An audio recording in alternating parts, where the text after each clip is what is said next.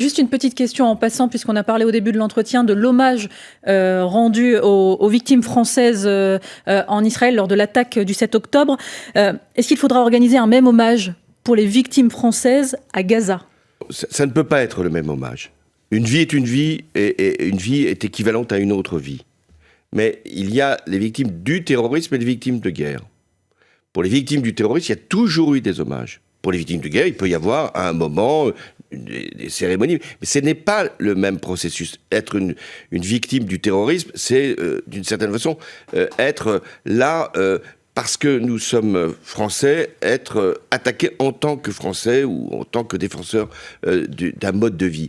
Une victime collatérale, vous êtes dans une guerre, vous êtes victime collatérale, il y en a en Ukraine. Même si certains considèrent que l'ampleur de l'offensive israélienne est illégitime ?